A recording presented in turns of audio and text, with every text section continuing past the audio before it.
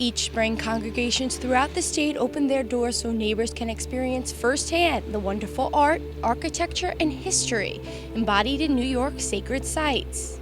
This year's open house weekend, celebrating New York's diverse houses of worship, is featuring Brooklyn's own St. Agnes. Anxious to know more about the church's past, I sat down with Bill Toner, a longtime parishioner of St. Agnes. His family ties with the church go back to the 1900s. I spent a lot of time here because I was an altar boy, I was a choir boy. It's part of my DNA or something and my grandparents, my father went to the grammar school here, my aunts, and my mother was buried from here. So there's like a connection with the church itself.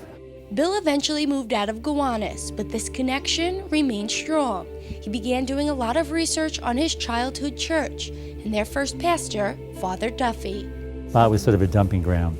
So people said, why are you building a church there? It's not going to.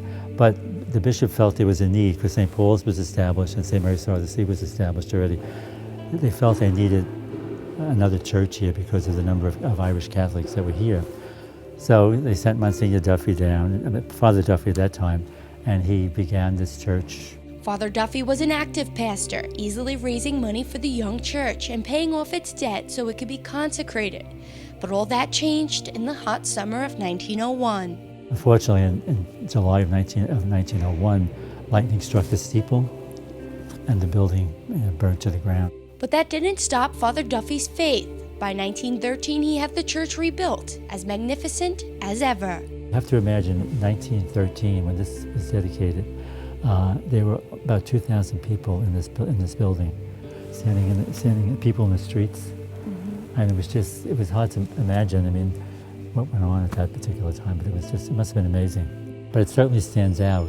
I call it the Cathedral of the Gowanus. With time, the Cathedral of the Gowanus grew old. Golden angels browned, and water damage seeped through the once stenciled walls. It was hard to believe I'm sitting here, and I was sitting in one of those pews 50 years ago, graduating from the grammar school, and here I am 50 years later. St. Agnes, though, is ready to embrace their legacy of the past, particularly Father Duffy's love of music. Just months ago, the church was filled again, part of the new Parish Outreach concert series, hoping that once more these stone walls will echo the voices of Brooklyn Catholics. Reporting for Currents, I'm Michelle Powers.